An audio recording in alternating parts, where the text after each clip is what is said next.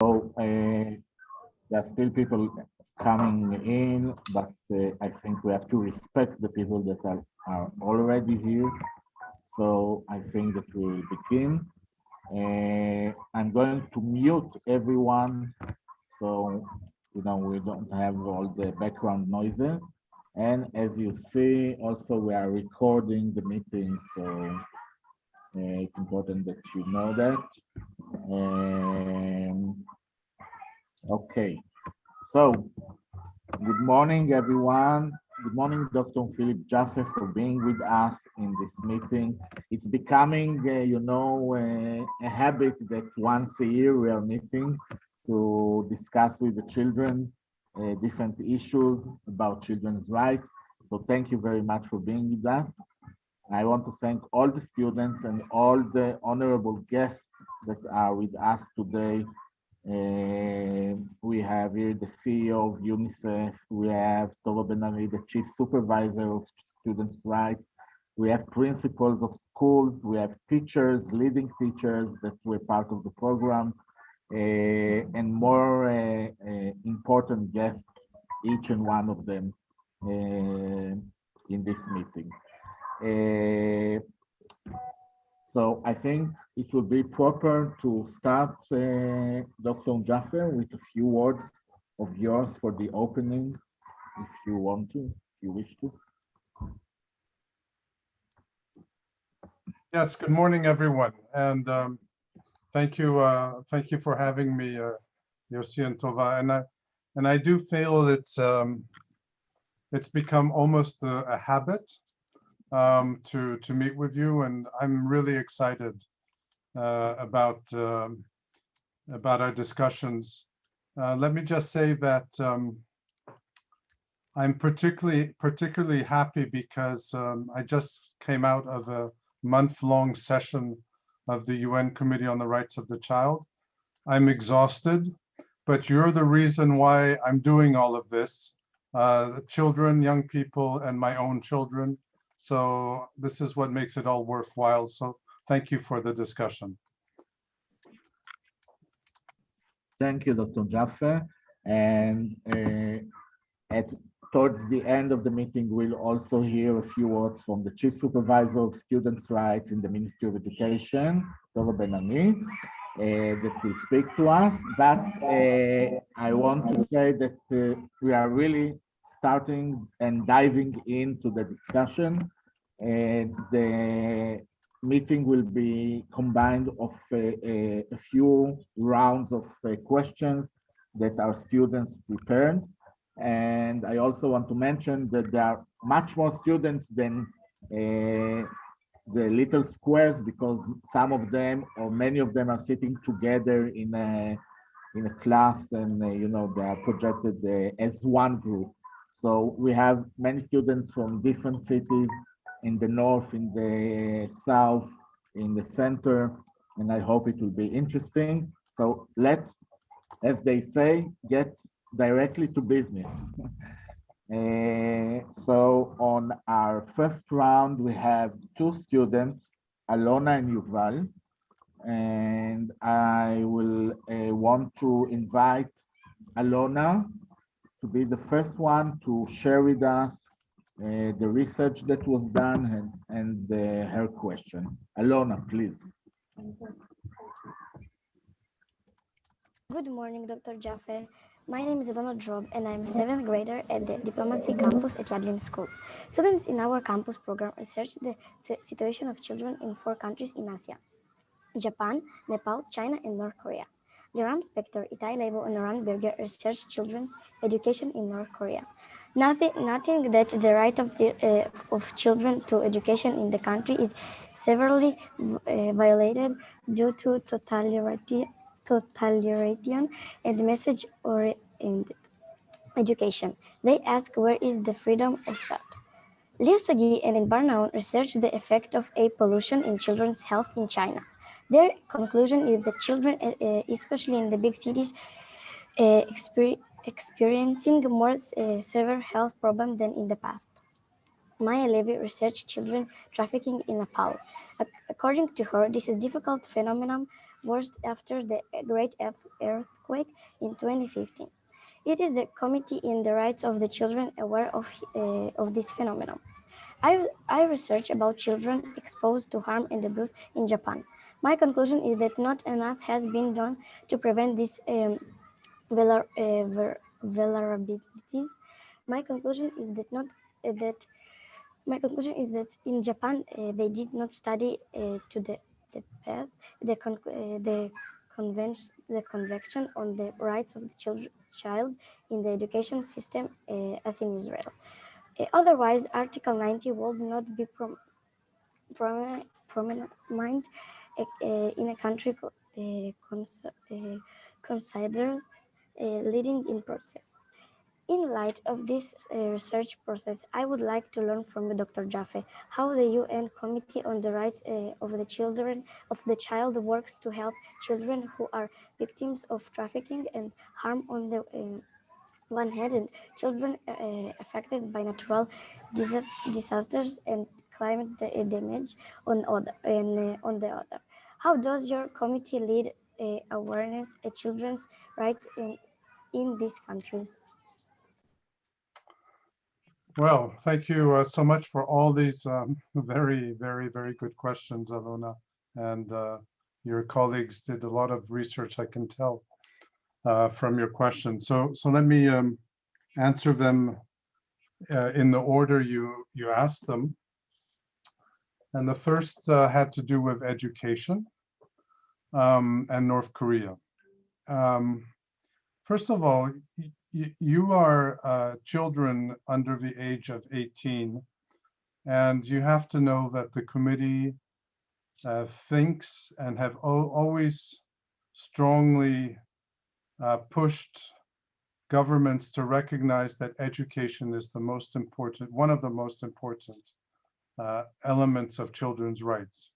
And in fact, we've always, from the very beginning, insisted on children having quality education, free education, education that prepares you to be critical-minded citizens during your adulthood, or already during your adolescence and onto adulthood.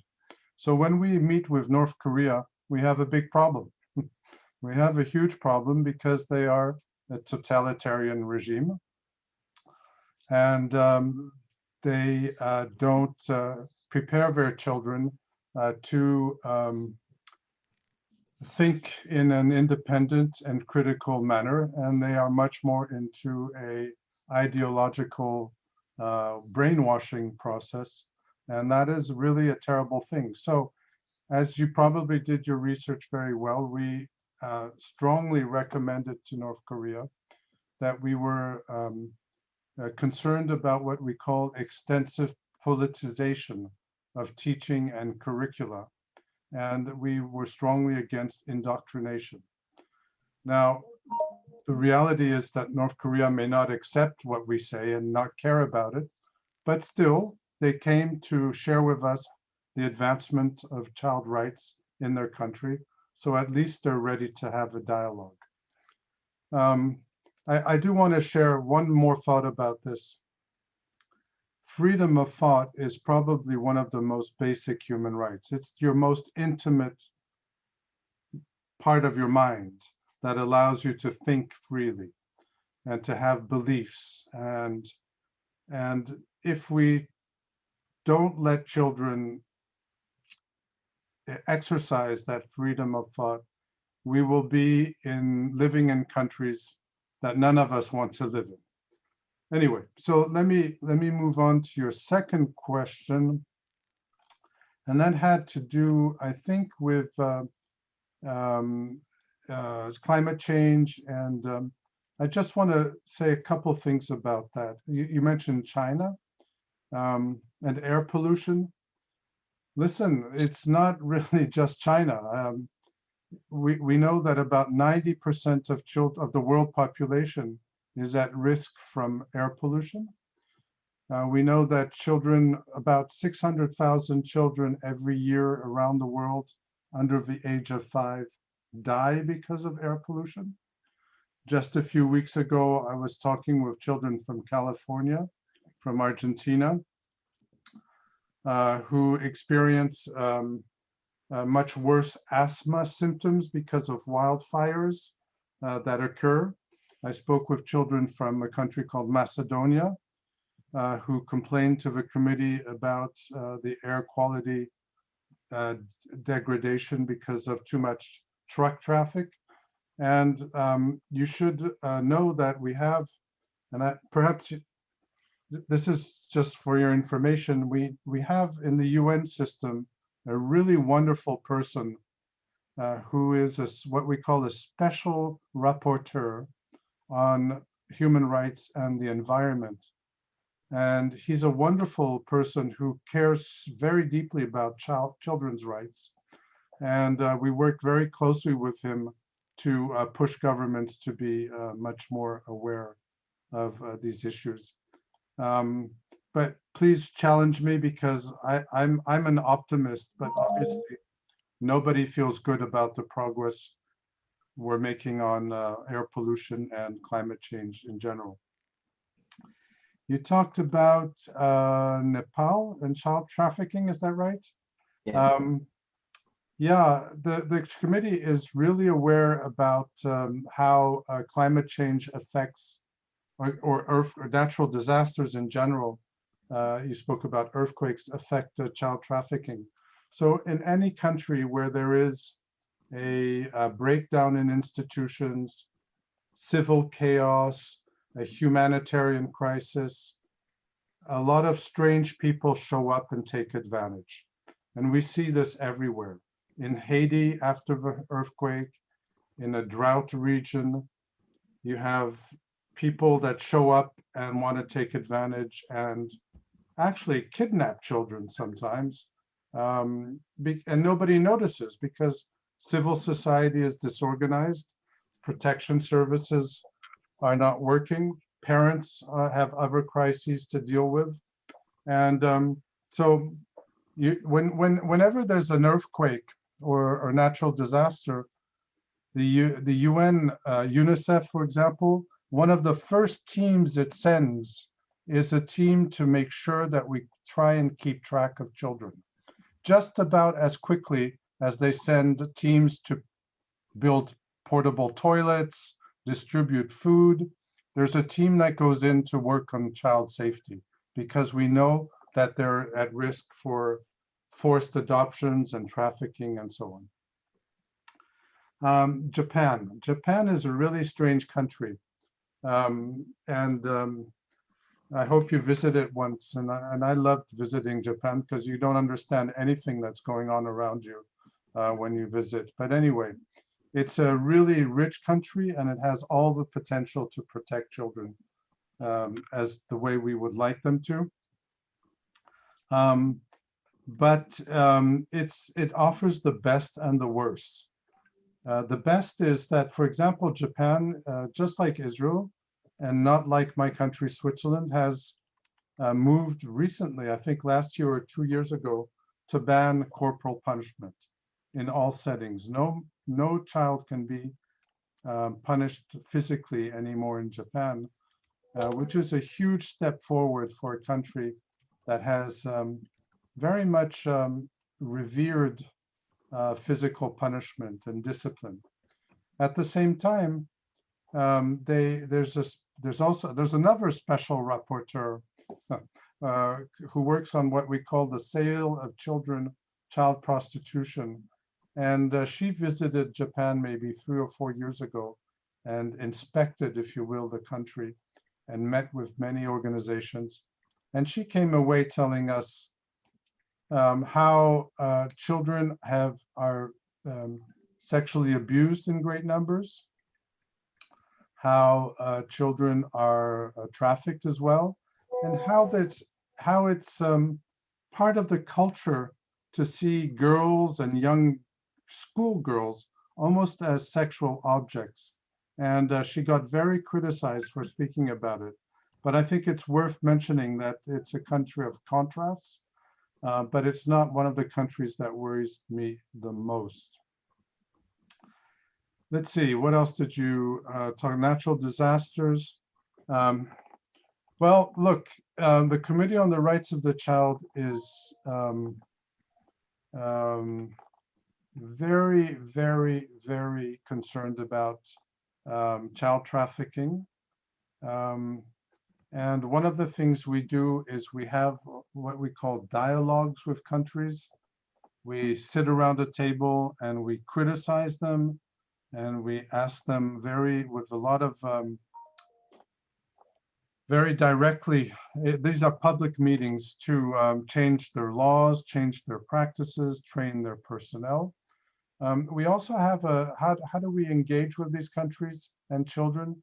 We also have a special convention that allows children in some countries, and Israel I don't think is part of these countries yet, that allows children to make complaints directly to our committee. And we have received a number of complaints from various children who have had their rights violated. This is something that I think Israel should consider ratifying, because it really is an added protection for children. Let me just make one point on climate change.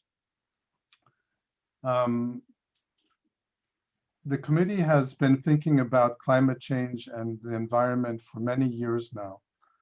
But like many of us adults, we had no idea children cared so much about it. So 3 years ago, we were as surprised, I think, as every old person in the world to see children going on strike on Fridays, protesting in the streets, asking their governments to do more about climate change. And I think this is the challenge of our generation, your generation. So I'm really happy to report that finally the committee has decided to do something that's quite important. It may seem a bit administrative and a bit UN-ish, but we are going to be working for the next 2 years on producing what we call a general comment, which is a way for the committee to tell governments, now you have to concentrate on this issue. Now you have to think about environment and climate change. This is the focus that you have to be invested in. And this is really important because for the next 2 years, we're going to be consulting with children around the world on this very specific issue, and writing this general comment. And at some point, I think it will make a difference. And lastly, let me give you another example of how we are involved. Last March, right before the pandemic, the committee was in a very, very beautiful spot, but we worked very hard in a country called Samoa, which is a little island in the Pacific. And we met with children from Samoa, Fiji Islands, Cook Islands, Tuvalu, Vanuatu, all countries you've probably never heard of and that I had never heard of. And they all talked about the same thing.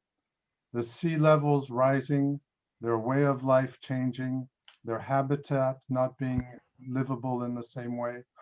And so we feel so strongly about this issue. I can't tell you how we're getting quite mobilized, and we need you to help us here. So that, I think, answers most of your questions, I hope. And if there's anything I missed, please remind me. I'll do my best. Thank you. Thank you for sharing with us all the challenges that the committee is facing all around the world. And I would like to move to Yuval, our student from the Golda Meir School in the Nahariya. Yuval, can you share with us your question? יוסי, שומעים אותנו? כן, שומעים? יופי, אז יובל מתחילה. Go ahead, Yuval Goshen. Hello, Dr. Jaffe. I'm Yuval Goshen, a fifth grader at the Golden Meir School in Area, a young ambassador of children's rights. At our school, we identify a problem and try to solve it through future thinking and research.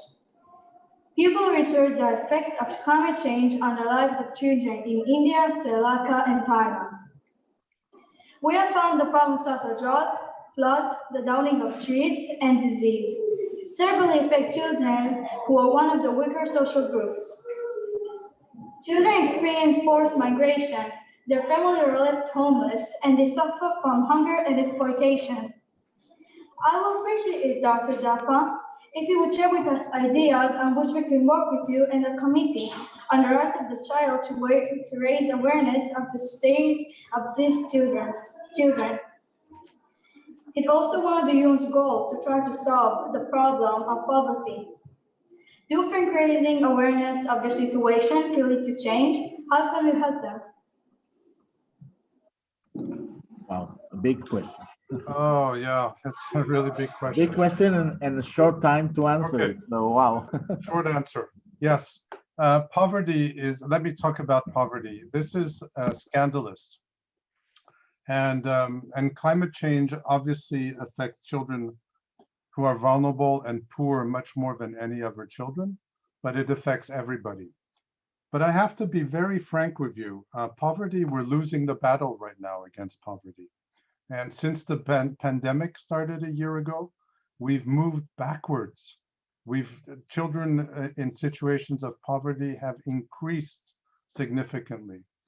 And I want to just share with you really briefly, I live in Switzerland, which is one of the richest countries in the world. It's obscenely rich. We have lots of money. We have between 7 and 12% of our children who live in poverty. Now, it's not the poverty that you meet in some countries where children don't have enough to eat or have no means to subsist, but it's relative to the richness of a country. And it's scandalous. And in Israel, you have poor children as well. And I think right now, if we're not able to concentrate on those children who live in very dire conditions, I don't know what more we can say about our efforts to make this world a better place. That's where we have to start. And we can't turn a blind eye on our own countries. So look at Israel, look at the poor children in Israel, like I have to look at the poor children in Switzerland as well. Next question. I like these questions. Actually, our next speaker will give us a short introduction about what he and the parliament is leading did during the year of the pandemic. So Daniel, would you like to tell us a bit about your process? Okay. Can you hear me? Yes. Yes. Good morning, Dr. Jaffe. My name is Daniel Gurov. This is the Daniel the Prince. Please. I am the chairman of the Youth Parliament in the city of Rishon LeZion. The Youth Parliament is the municipal student and youth council of city of Rishon LeZion. We have representatives from all the schools in the city who are democratically elected. And our job is to provide a solution in every field and to represent the youth in the city in front of the decision makers. Rishon LeZion is a child and the youth-friendly city, and the municipality committed to enable participation of youth in any issue that concerns us. During the corona pandemic, we continue to work for the youth. It was a difficult period, and we tried to think how to elevate the great difficulty in distance learning. Social distance, loneliness, and human difficulties. As part of the committee for the advancement of child status in the municipality, members of our parliament, in collaboration with the education administration, and the chief survivor of student rights in the Ministry of Education, Tova Ben-Ari, drafted a convention incorporating recommendations and binding rules on distance learning. Students, teachers, principals were involved of the process of writing this convention. Sorry.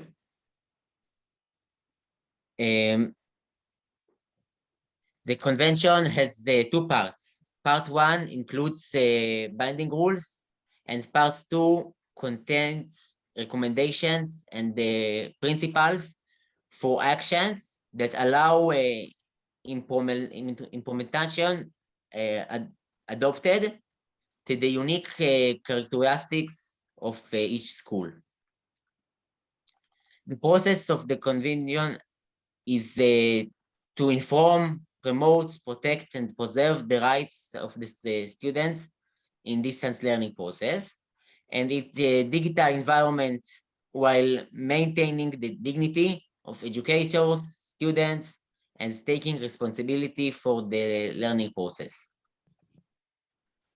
We addressed 3 key aspects: conducting distance learning classes, exam and assignments procedures, and personal, emotional aspects that will help students and let them know they have someone to talk to.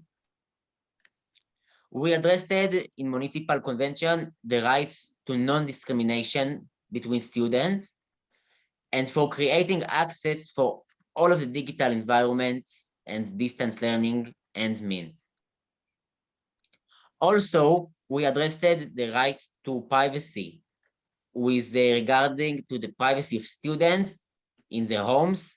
For example, regarding the issue of not opening camera in classes as a legitimate right. We would be happy to participate in the commission's discussions on these issues. In other words, they invite themselves to take part in some of the discussions of the committee regarding issues of distance learning and privacy and so on. Yossi, can I quickly answer this? Because first of all, I have to, even if there was no question. Yeah, sure. Danielle, please accept my congratulations, and please congratulate all your colleagues and that participated in your project. And I think it's so wonderful that you were able to mobilize and also get support and interact with different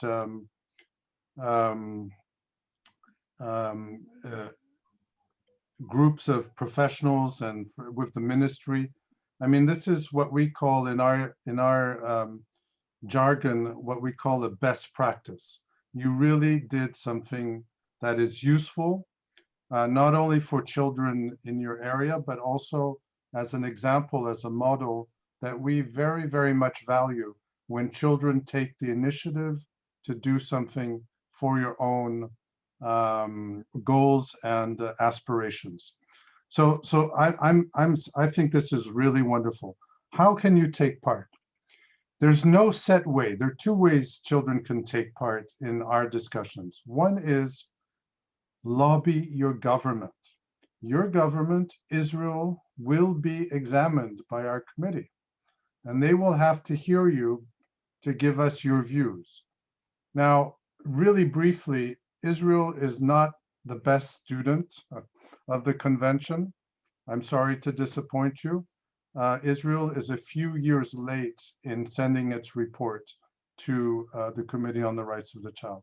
But you will be doing it in the next few years. By the way, you're by far not the worst student either. So lobby your government, let them know about your best practice.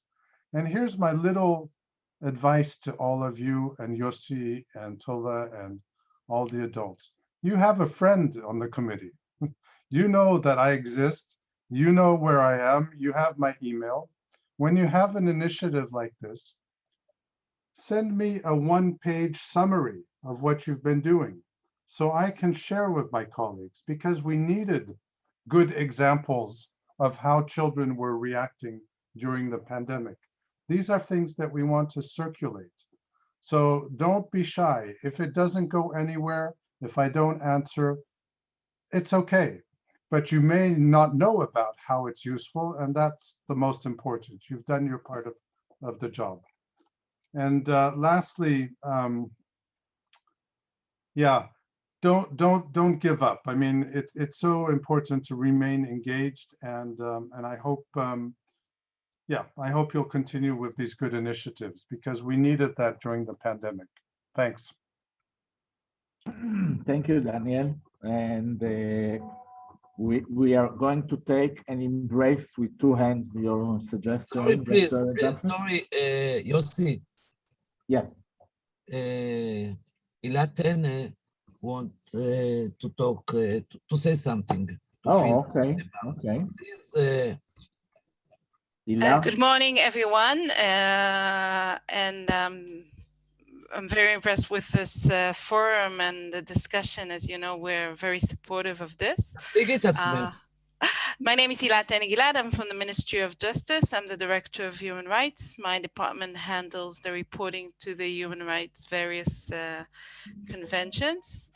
We were just being called out as a bad student, so I would like to state that our report was submitted to the committee on 2019, and we're still waiting for our slot and for receiving a list of issues that was supposed to arrive last year.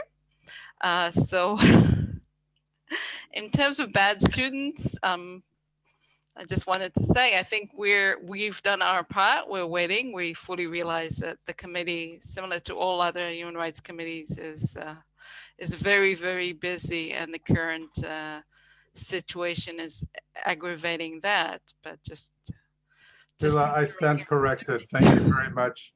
But I'm still going to insist. I'm glad you sent the report, and it just shows I'm not up to date. And but if I'm not mistaken, your previous report was in 2012, if I'm not mistaken, or 2013. So you still were a couple of years late. So all in all, we were late, you're late, and now we both have to catch up. But I'm really sorry I missed that. And as you know, the committee and all human rights committees are a little bit slow these days because they work online. And I'm really looking forward to having a dialogue with you and with all the issues that and the good practices that Israel can present. So please, sorry about that. But let me add, when I say you're a bad student, I can be very critical towards my own country. Switzerland is not, as you noticed before, every country is, in my view, with very, very few exceptions, not the best students of human rights. We have so much progress we can make at every level. And so it's a general criticism, but I don't want to leave Israel out of my criticism as well. Sorry.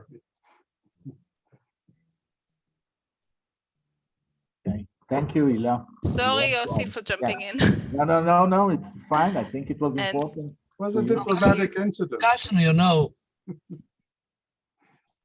Okay. So you said, Dr. Jaffe, that the first question were tough.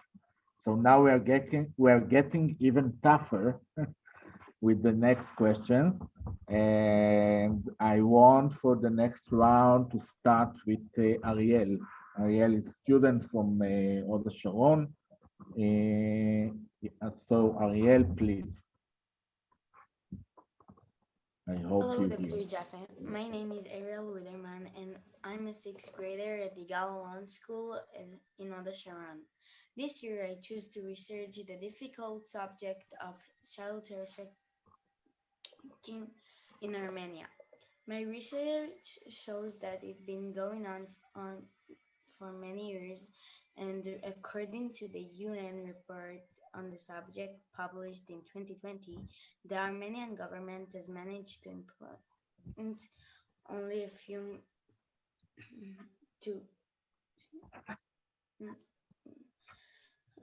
The government reports isolated cases of children armed as a result of trade from Armenia and also from neighboring countries like Iran and Tajikistan. I learned that in Armenia, a law was enacted in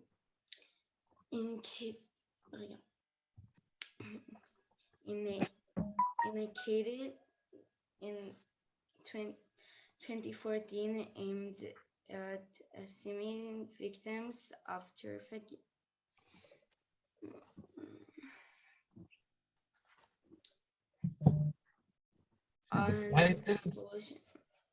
However, the report I cited shows that it is not fully enforced, and although the state is making efforts to deal with the situation, they have not improved from the previous time the state reported on its actions. I would like to ask you, Dr. Jaffe, what are your means to make sure that the countries like Romania to implement the Convention on the Rights of the Child and enforce the laws that protect children?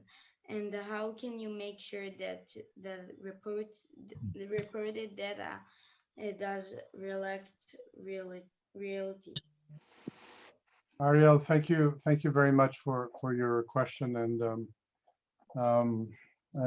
good you did your research on Armenia, which, by the way, is a country that's going through quite some difficulties because it has an ongoing border dispute with its neighbor, Azerbaijan, and that affects the stability of the region, and it's really difficult when there's, as you know, by the way, in your area of the world, when there's political and cross-border instability, things get really difficult for institutions. So good for you for doing your research. And indeed, Armenia is a country we're very preoccupied with because the efforts that it began to take against child trafficking have stalled, have slowed, and there's even been a few steps backwards. We were very encouraged a few years ago because Armenia passed some new laws that were very encouraging, that the parliament was taking this issue very seriously. And then the laws didn't get really enacted or implemented, as we say. You know, when you pass a law, that's just the first step. You also need specialized social workers and police officers, and you have to train them to understand what child trafficking is about. You have to teach them that it's not only sexual trafficking, but also forced labor, which is a problem in Armenia. Children that are abused in the workforce and forced to work in very poor conditions. You have to train labor inspectors, and so you have to put in a whole series of efforts and not just pass the laws and think you've solved the problem. And I don't know if you did your research, how far you went. I'm not sure what UN report you were talking about, but let me just say one word. You know, the United States has not ratified the Convention on the Rights of the Child. It's the only country that hasn't. But it is, internationally, it has become one of the countries, and a powerful country, that has been very active in trying to prevent and reduce child trafficking around the world. And I say this because it's a bit paradoxical. They didn't ratify the Convention on the Rights of the Child, but as you know, there are 3 other what we call optional protocols, and one of them is what we call OPSC, the optional protocol on the sale of children, child prostitution, and pornography. And the US has been very active and has ratified that protocol. And so you should go and read the reports of the US State Department on Armenia. It often says more than the UN on this issue. Sorry for my long answer, but I did want to give you a little bit of background information on this. Okay, thank you. You know that I use this fact that the United States didn't sign the committee.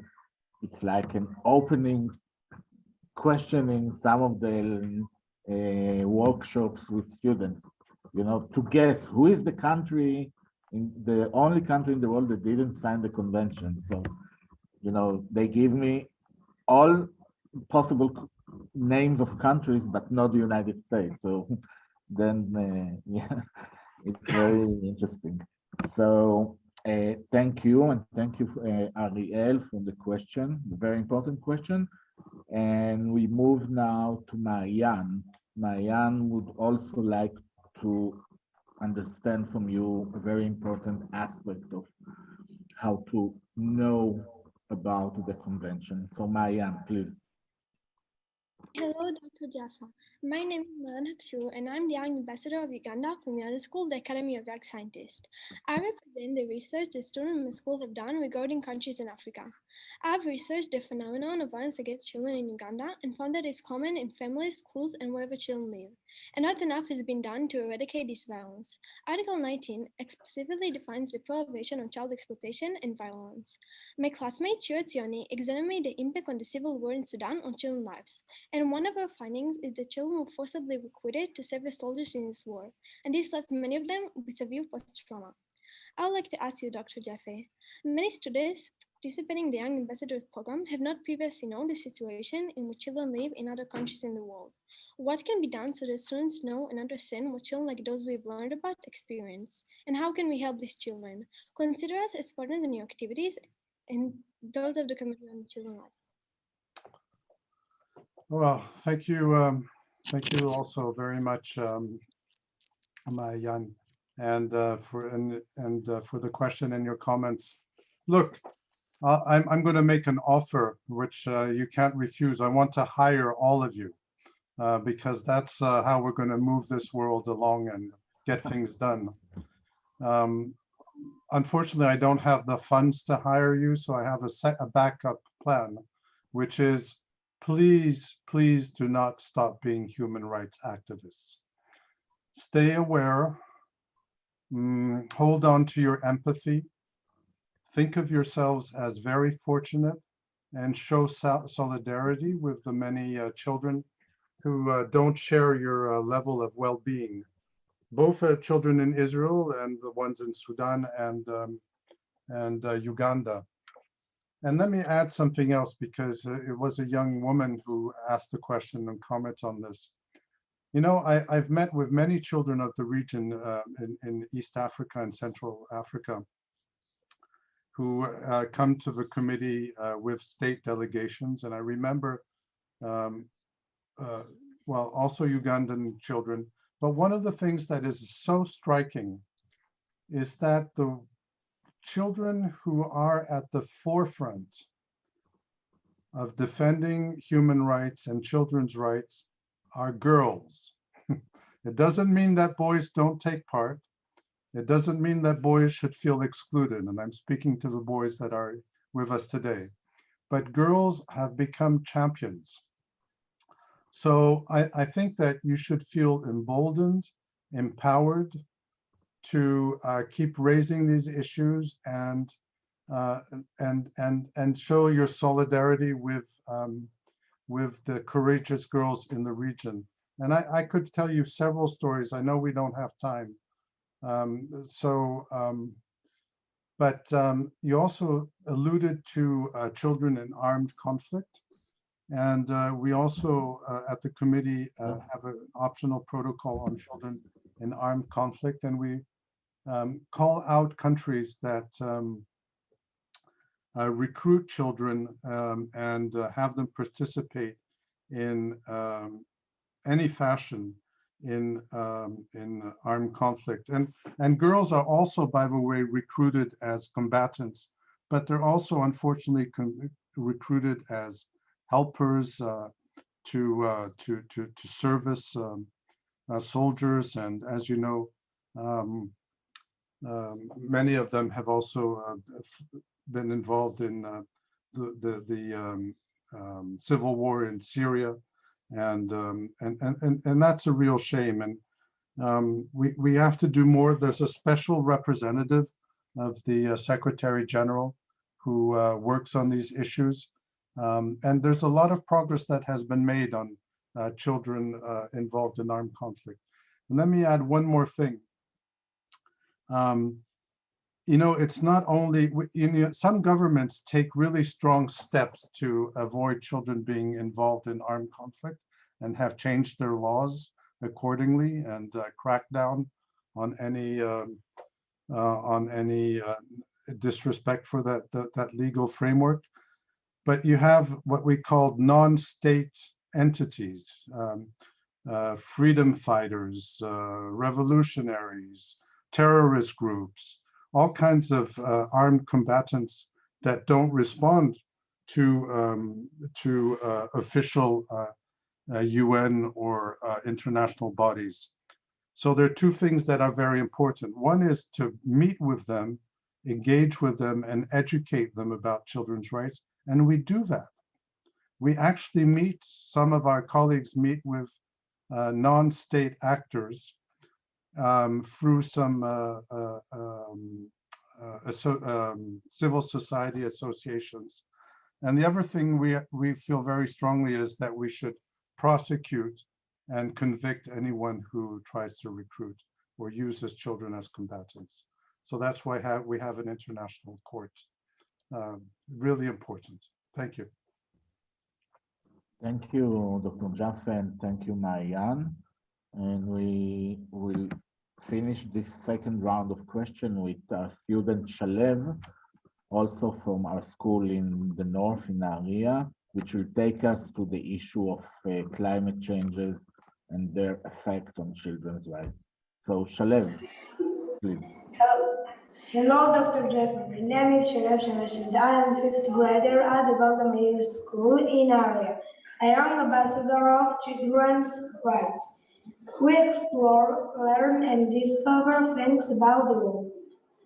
As part of our research, I learned about children living in poverty in Zimbabwe. We examined the effects of pollution and the changing weather conditions on children's lives. Our findings are worrying. In Zimbabwe, many children are suffering from poverty and lack of food. Children also experience severe health problems. Children are experiencing a violation of their right to education, a situation that has worsened this year due to COVID-19. Dr. Jaffe, what is the UN doing to help children who suffer from poverty, lack of food, and have severe services to do severe climate change? How can we influence decision makers to do more for these unfortunate children? Thank you again for your excellent questions. And well, everybody needs to keep working very hard, and as I said before, to keep the passion that you're expressing. I already addressed some of your questions, but let me, because you grouped 4 countries together, or at least 3, Zimbabwe, the Netherlands, and what was it, Romania? These are different countries, and they have different solutions in a way. You know, Zimbabwe is a country that's quite interesting because for Africa, it was one of the most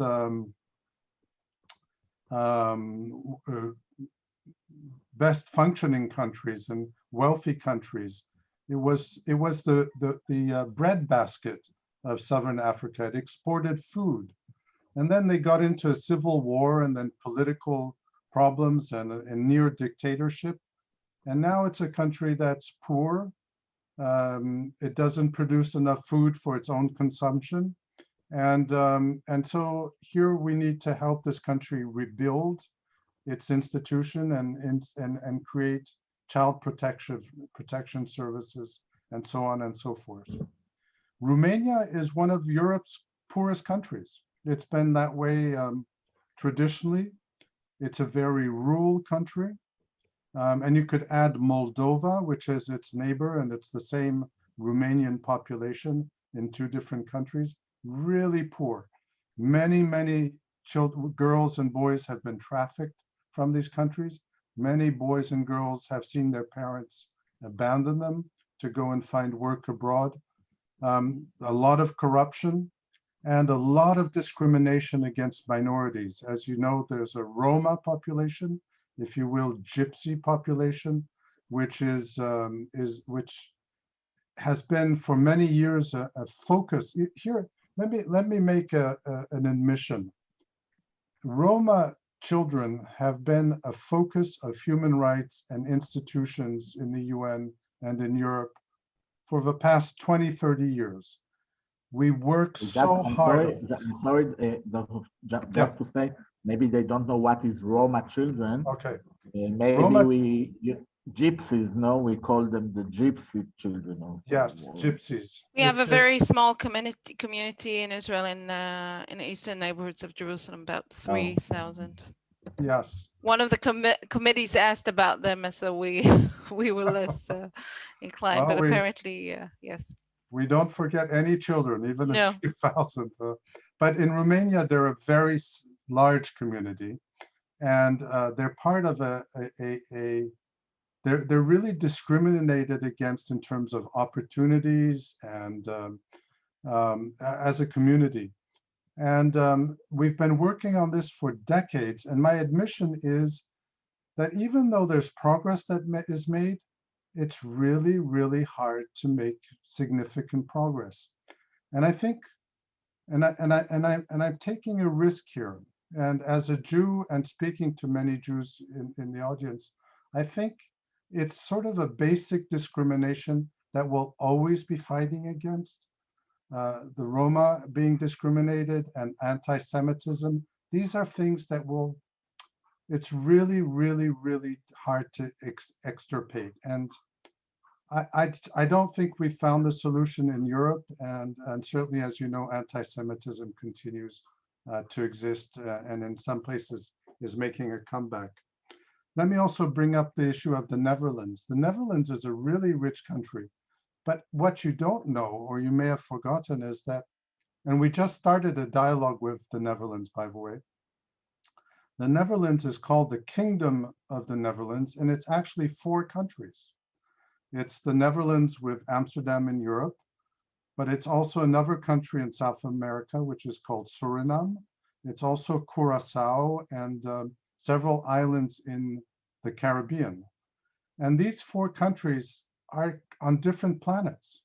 In the Netherlands, children enjoy, the vast majority, very high levels of standards of living, good healthcare, good education.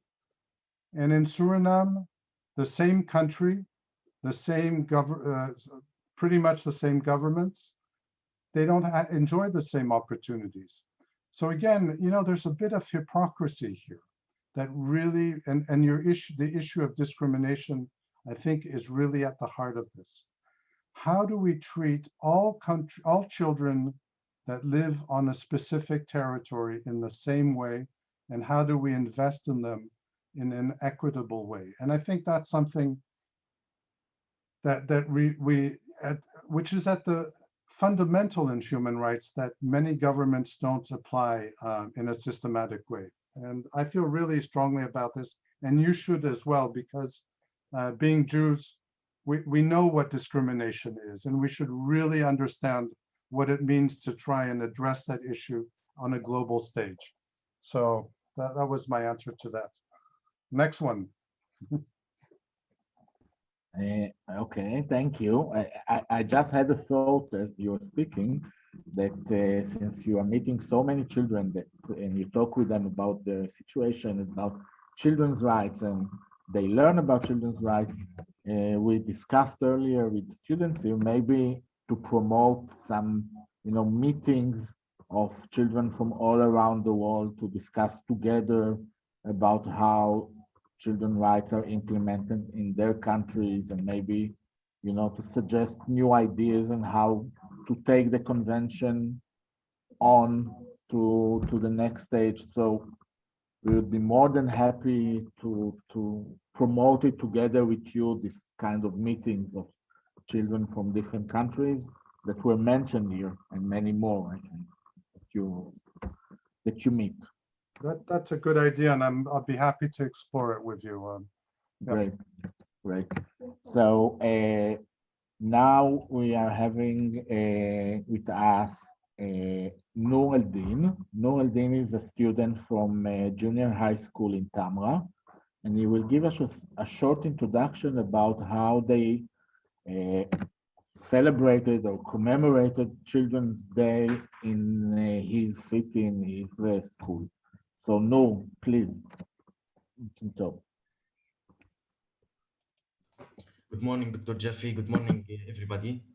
My name is Noor El-Din, a student in junior high school from Tamra. I want to talk about the Children's Day that took place in my city, Tamra. First of all, the child, no matter where he is from, has basic rights. These rights, like oxygen, if taken from a child, he will suffocate. Children's Day is one of the most of important days for us. On this day, we wrote down the rights that children and youth have. We hang them in every class we intend for activity, and we explained at length to the children about the importance of this day, about the meaning of the word rights.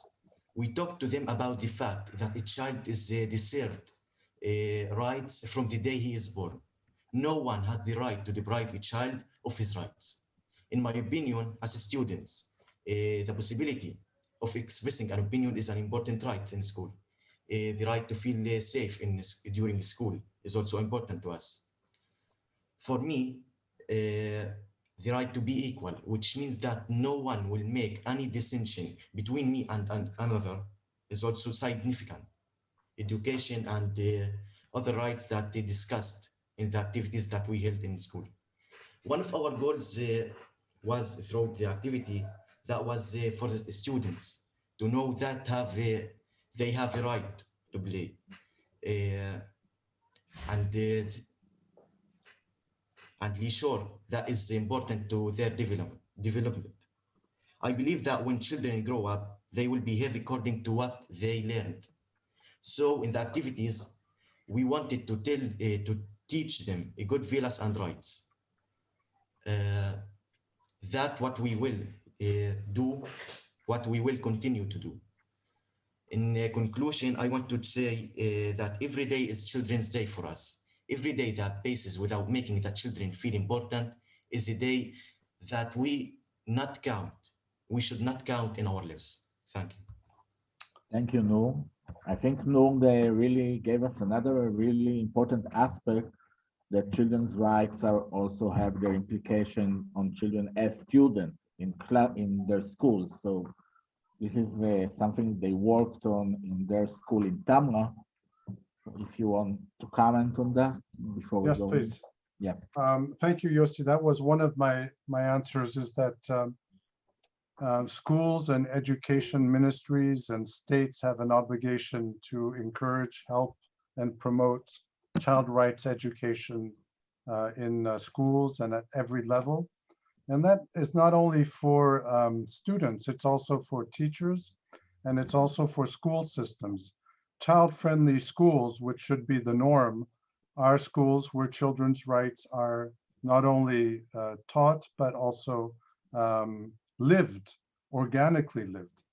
Noor, I want to thank you also for another issue, which is what I heard between the lines, is that children's rights are indivisible. They all have to be respected at the same level, and you can't pick and choose. But there are some that are maybe more fundamental than others.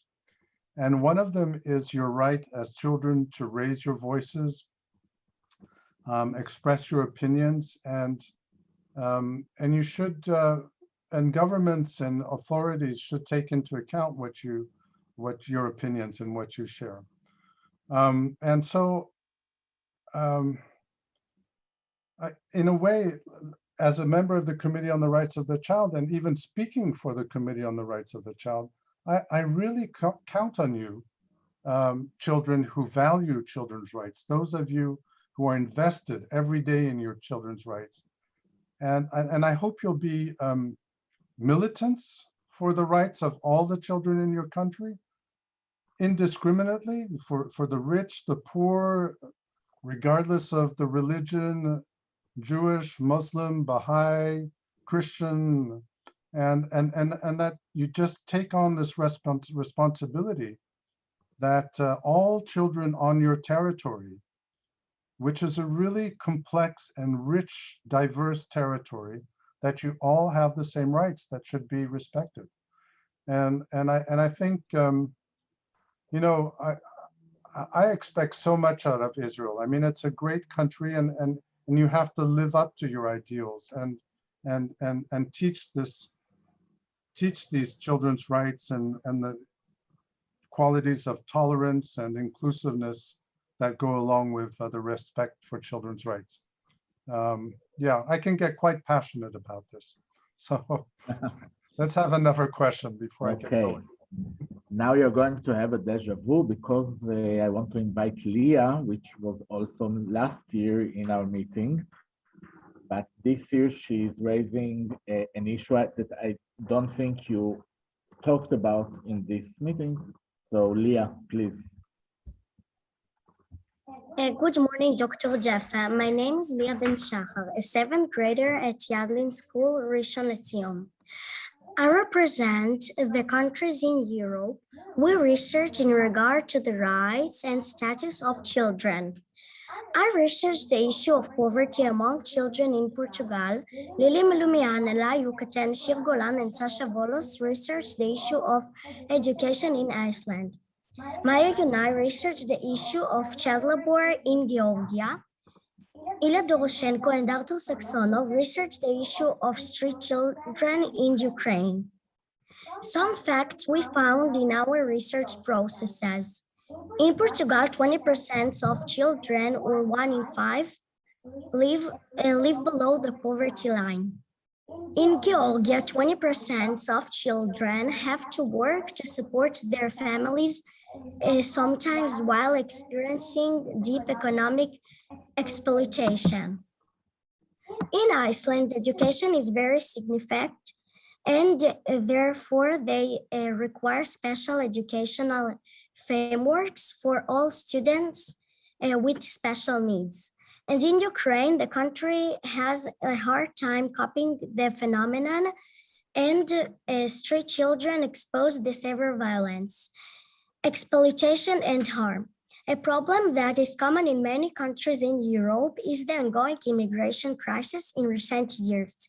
Many children, with or without accompanying adults, come to the continent, and their various needs must be addressed so that they can live and develop properly and safely.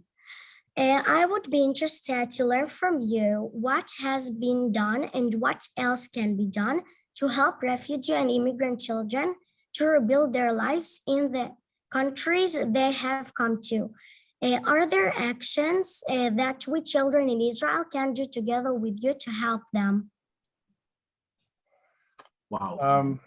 Yeah, you've addressed so many different issues. So I'll go with the last. I can't hear you, Dr. Jaffe.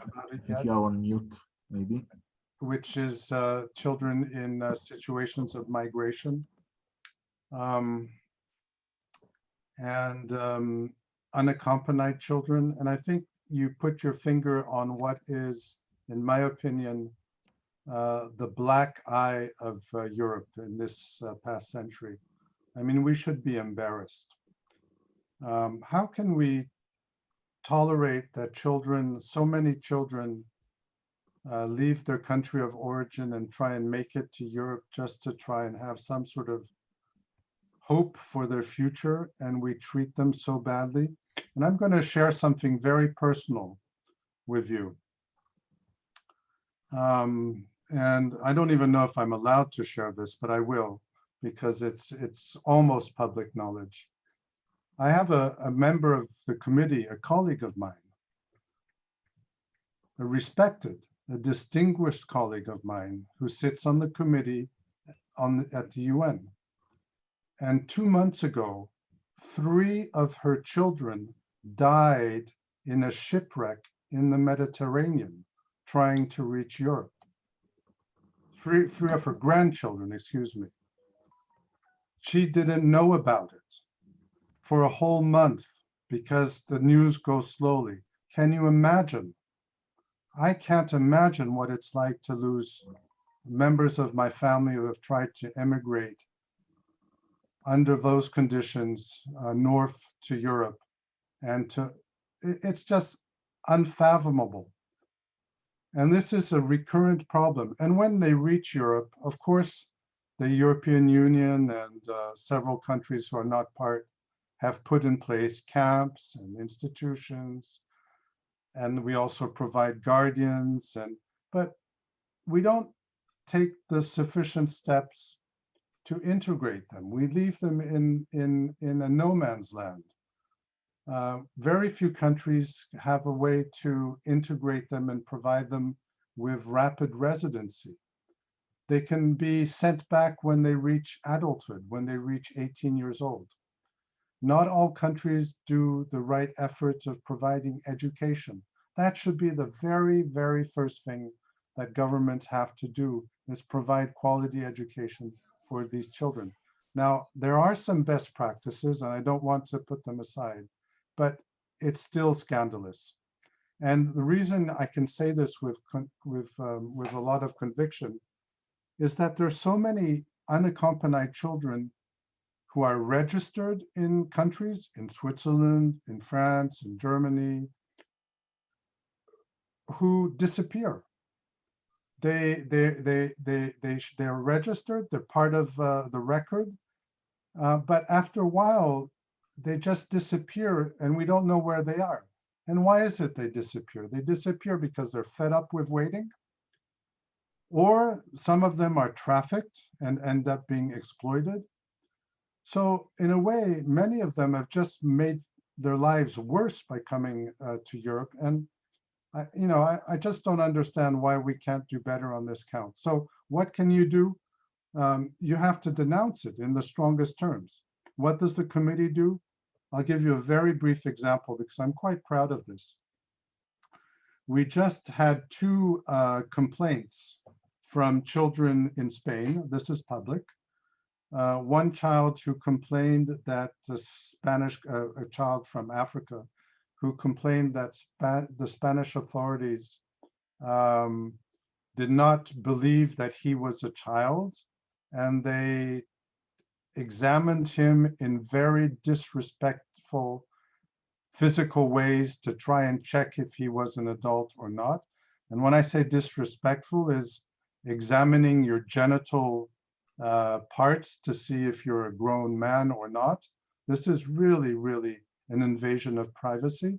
Another case where a child with her family, but was living in Spain, but was denied education. And we actually found that Spain violated the rights of these children. And so the bright spot is that Spain changed its laws and practices, and they can no longer examine physically a child to determine his or her age. They can no longer refuse education to children who are not part of, don't have the proper paperwork.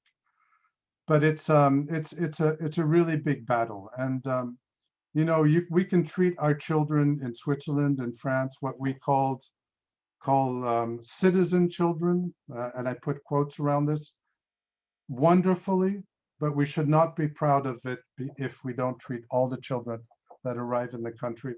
And also, by the way, maybe some of you have researched the plight of migrant children on the Greek island of Lesbos, where there were hundreds of children unaccompanied, living in camps with no adult supervision, exploited, sick, not schooled. How can we allow this? And okay, so anyway, the issue is solidarity, making sure you care about all the children, and that you keep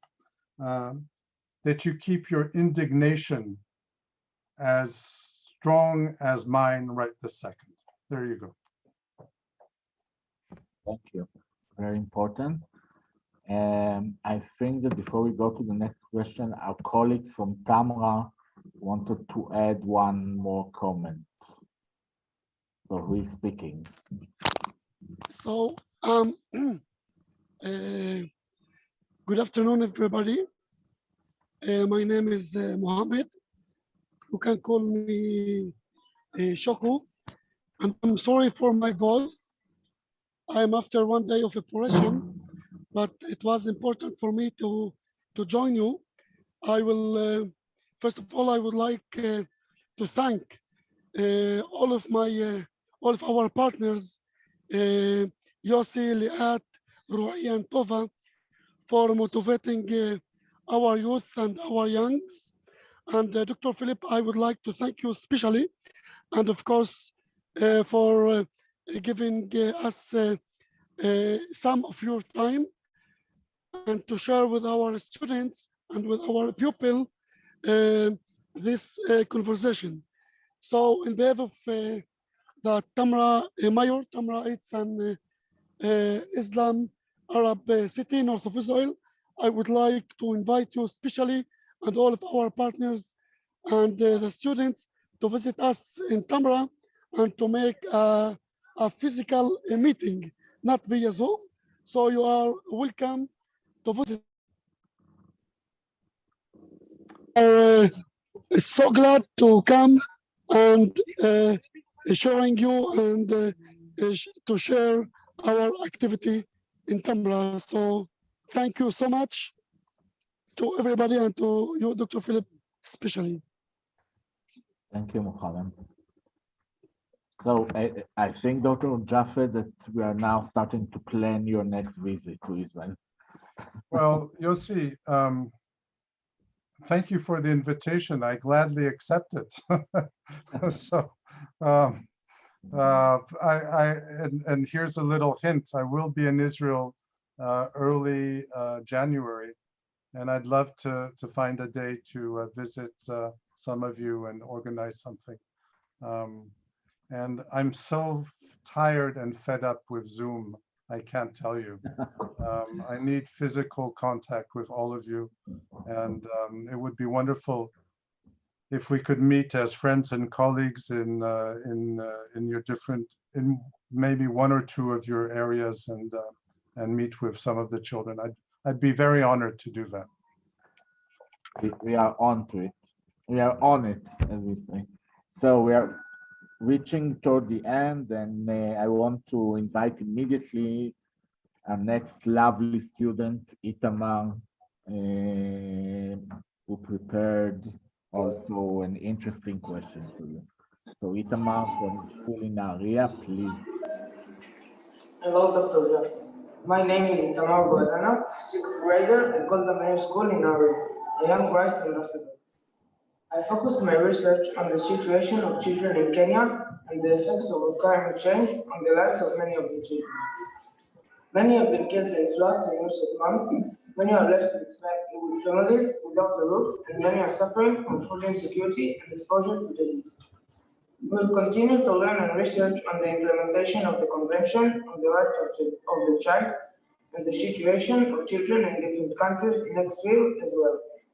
I would like to know, Dr. Jaffe, how can we use the knowledge and information of the county on the right of child to deepen our research and learning process? Yeah, thank you so much. Let me give you a very concrete answer. And it's part of your question. because you research climate change and the effects of on children in Kenya. I told you, I shared with you before that the committee is going to be working very hard on the issue of climate change and the degradation of the environment and its effects on children's rights. And I would love you to keep in mind that it would be fantastic if there was a more research and consultations that came out of Israel on this. As I shared with you, we will be holding regional consultations. I will be the coordinator of this, of many of these processes. I can't play favorites, so I can't promise you that Israel will be part of it. But if you can keep in mind and mobilize, and maybe with the help of the ministry, and I don't want to put you in a bad spot, Tova, or anyone, but it would be really wonderful if Israeli children and children in the region mobilize to provide some of their research and some of their thoughts on the issue of climate change and environmental rights of children. I think it would be a great contribution to not only what you care about, but what the world needs you to care about to make sure we survive beyond the next generation.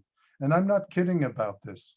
You talked about how children are affected by floods, how that has effects on, what did you say, on food security. I've met many children now who talking about the environment and climate change. And all that is true. There's some really horrible consequences. But there's another issue that we don't talk enough about. There's growing anxiety in children. It's becoming a mental health issue to think about the future evolution of our planet, the loss of biodiversity, the natural catastrophes that are happening, the fact that we're affected, every one of you is affected by air pollution. There are chronic illnesses that are rising, asthma, but also in part because of the degradation of the environment. There's also cancers that are rising in certain types of cancers. Diabetes is also rising. So these are not technicalities. These are things that are happening as we speak, and we're not doing enough to change this. And many, many children are involved in trying to change the course of our human history. And let me add one more thing, which I think is an important message from the Committee on the Rights of the Child.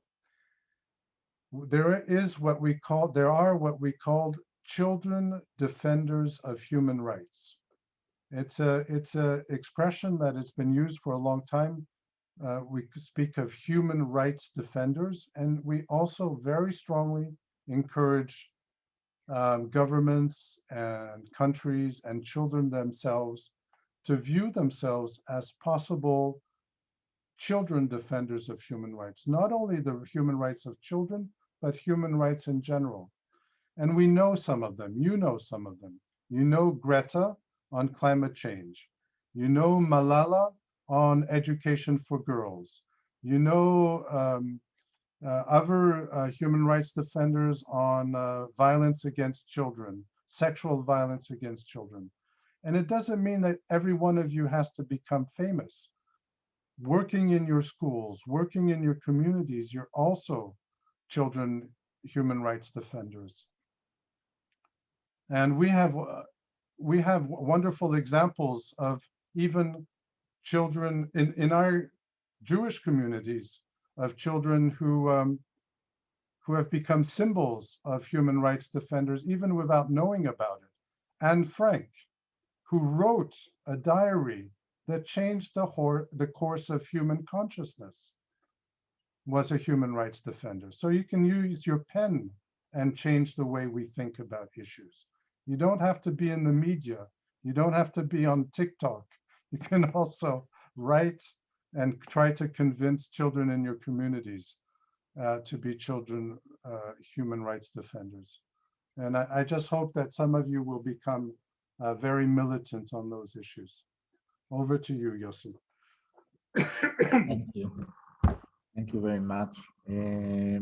Now I want to invite, we are having also another short break in the questions, and we have a short introduction by a student from an elementary school in the city of Herzliya. Now we move to Herzliya. Her name is Daniela. And Daniela would also like to give us a short glimpse on what it was like to be a student during the COVID-19 pandemic. So, Daniela, please. Dr. Philip Jaffe, ladies and gentlemen, my name is Daniela Ohana and I am 5th grader at Nofim School in Herzliya. I am the speaker of the Children's Parliament in the city of Herzliya. I am glad I have been given the opportunity to give you a look into our lives, children, over the past year. In the last year, we have faced a new and different reality in which everything we know has changed. A new virus has come into the world and with it many challenges. Suddenly, we could not move as we wished. We could not go out to play ball, meet and hug friends and family, and we could not even study as we wished. Learning in school was replaced by learning through Zoom and using digital tools. And we soon found ourselves in squares on computer screens. At first, it was hard. Who knew what Zoom was before? There is disconnection. We did not always hear what's being said. Cameras get stuck, and many other problems made it hard to learn. Eventually, we entered a learning routine that combined learning and emotional response on the part of our teachers. The Ministry of Education cared for us students throughout the period, and the principals and teachers give us a sense of belonging. The coronavirus period, the children to deal with things we had not dealt with. Even though I was alone, I didn't feel alone. School period as a solution, and despite the challenges, we were able to advance in learning. The Herzliya municipality also offered us creative solutions, the afternoon activities. We in the Children's Parliament of Herzliya were members of the municipality, and together we made sure that there is social activities for students from hip-hop classes to art. Everything was done through the Zoom, but I know we have helped many children in the city. In conclusion, I want to point out that this period taught us to appreciate the little things, to listen to others, and to think outside the box. I think the teachers and us together have learned to deal with, overcome difficulties, grow out of the challenges, and build a variety of creative and original learning. There is no doubt that the cooperation between the Ministry of Education, the municipality, the families, and the students is what helps the best coping during the period. Wishing us all that we will always know how to look on the crisis and of opportunity to celebrate, because I have already proven that we are better together. Yeah, thank you so much for those comments. I do want to respond very briefly. The pandemic caught us everybody by surprise. And one of the lessons that we've learned around the world is that our institutions and governance was very much unprepared for this crisis. And I think the big challenge is to learn from our lessons and to learn lessons from what happened. And one of the lessons that I think we have to keep in mind is that we should not forget that children can be affected in ways that are not immediately visible. For many months at the beginning of the pandemic, we worried about the economy, and we worried about older people and people who had illnesses, and we had to worry about them because they were being infected and dying. But we put children a little bit aside. And then there were some countries, and actually quite a few countries, that reacted in positive ways. And it sounds from what you're sharing that in your school, in your area, and probably in Israel as a whole, that when everybody realized that there had to be some mobilization, good things started to happen to help you continue your education as best possible. But also, as you mentioned, not to forget the right of children to play, rest, and leisure. Your children, you're allowed to have fun. You still need to have fun under any circumstances. That's part of your natural development. So, you know, the lessons learned are that children are 20% of our population, that sometimes they don't speak up or we don't listen to them, but we always need to be preoccupied by them. And that when you don't have your voices that are heard, it's the responsibility of the ministries that are concerned to go and try and help you as best you can, they can. And it's not a perfect world, but I think, and let me also give you a bad prediction. We are going to face more crises like the ones we lived through the past year. We know it. So I just hope we're better prepared and that children are more mobilized for the next crisis than the one we went through.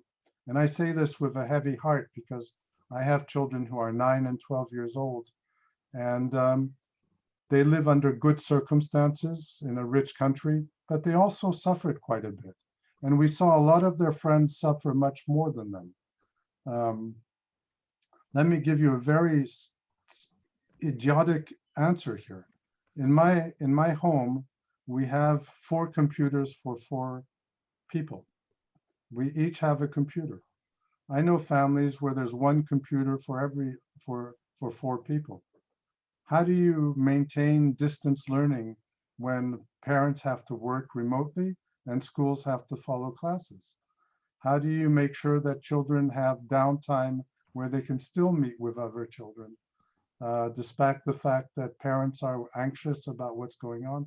I mean, we have to be able to answer these needs in a much more convincing manner in the future. And yeah, and I'm just really glad that we get a chance to talk about these things and share our thoughts about them. Sorry, Yossi, for being a little bit. No, it's okay. We actually reached our last question and our last lovely student. And with her, a very proud teacher, English teacher, also wanted to add one comment. So we'll hear now Yaheli and their English teacher. Please make it very, very short because we really have to finish in 5 minutes or so the meeting. So please. Good morning. My name is Yaheli Bachman, a 5th grade student at the Golden Mare School in Area. I'm a young rights ambassador. My research focused on the lives of children living in shanty homes and slums in Brazil. Children living in these areas suffer from many hardships, including severe poverty, exploitation, and exposure to crime and violence. There are serious illnesses due to the lack of health services and poor sanitation, as well as an unhealthy street life. Dr. Jaffe, how does the UN warn or punish countries like Brazil for having such a difficult situation for children? These same countries belong to the Convention on the Rights of the Child.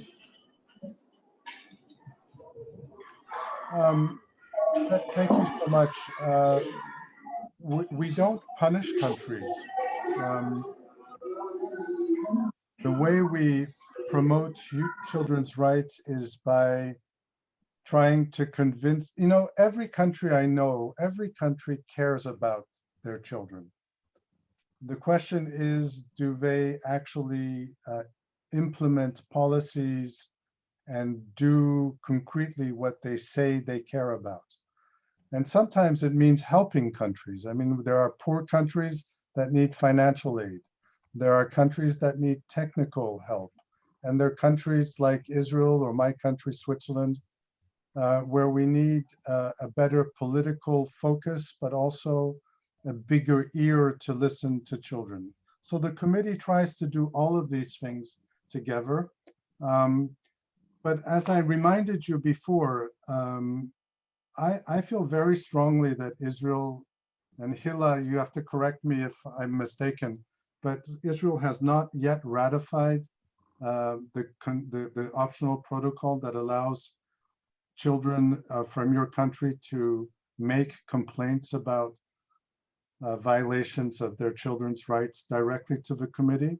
And I think that would be a big step in promoting better implementation in Israel, like in other countries that have ratified this optional protocol.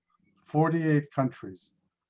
And Israel and I look forward to the dialogue that we'll have with Israel when they come to the committee.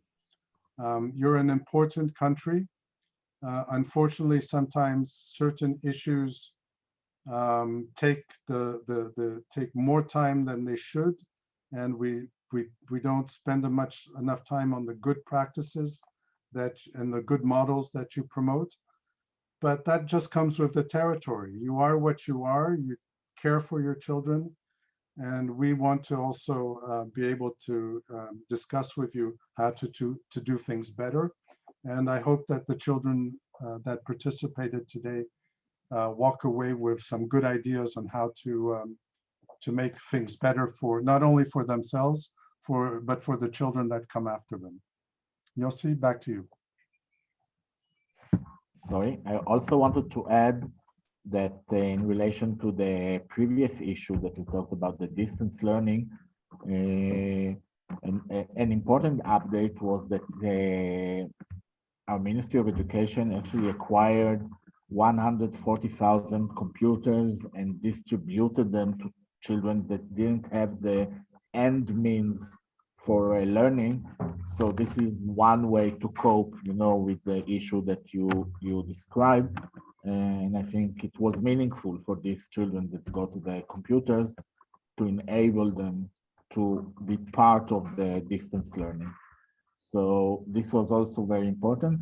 One sentence we have from the proud English teacher from Nahariya who wanted to say how much the students worked very hard. So we'll do it very, very short. Yeah. Dr. Jaffe, good morning, and I want to thank you for this fantastic opportunity that we've had to be able to speak of someone of your stature and knowledge about children's rights throughout the world. I also want to take this opportunity to thank Yossi for the continued ongoing guidance in the pandemic era and afterwards for the excellent lessons that we all encountered and planning this morning's talk. My colleagues, the assistant principal Abishag and Nahed are also here, and we again want to thank you for the opportunity. I want to make a concrete proposition, Dr. Jaffe, if I may, in order to promote and continue and build on the foundations that we're establishing. It would be appropriate maybe if the UN and your committee could create an actual working database based on everything that we're learning, and you know that you've investigated and are aware of concerning children's rights in Israel, in the world, and that the database would be directed to in English as for English speakers as a foreign language. This would allow our researchers, our student pupil researchers, to access credible, verifiable information, and it should be a continuing living database with updates and everything that a good research database could offer. Again, thank you for the opportunity and the opportunity to speak to you this morning. Thank you, Mark. Thank you very much. We will not end this meeting, as I promised, without inviting Mrs. Tova Ben-Ari, our Chief Supervisor for Students' Rights in the Ministry of Education, to say also a few words. Tova, please. We can't hear you. You are on mute. Okay now? Yes. I'm excited too, like all the pupils here. It's a great morning for all of us. Today we have a great privilege to listen to the children together with Dr. פיליפ Jaffe, who is dedicated, to listen to our students. In this year, the Ministry of Interior decided that there will be, it's a new one, listening carefully, that it will be a person responsible for children's rights in almost every city in Israel. You may hang on. I am glad that you children, together with Dr. Jaffe, are taking care of the children around the world. And I'm certain that together we will advance a collaboration with the Committee on the Right of Child in the UN to implement rights of all the children in all over the world. Thank you. Thank you, Tova. And Dr. Jaffe, if you have a final, conclusion or anything you want to close this meeting. Thank you, Yossi. Thank you, Tova. Thank you, all the adults. Thank you, all the children. As I put in the chat, I just hope we can meet in real life one day. In January, you said. In January, there's an appointment that's been made. I just want to say two things. I was the worst student in school when I was a child and an adolescent. And if I succeeded in anything, anybody can succeed in what they want to carry out. So please just believe in yourself and don't pass by the opportunities that are offered you. And this was a wonderful opportunity to share your thoughts and your suggestions about your lives and your future. So good luck to each of you. Thank you. Thank you very much. תודה רבה לכולם. להתראות, ביי. תמשיך לעשות מעשים טובים. Thank you. כן. תודה רבה. Yes. Thank you. Ciao, ciao, everybody. Ciao.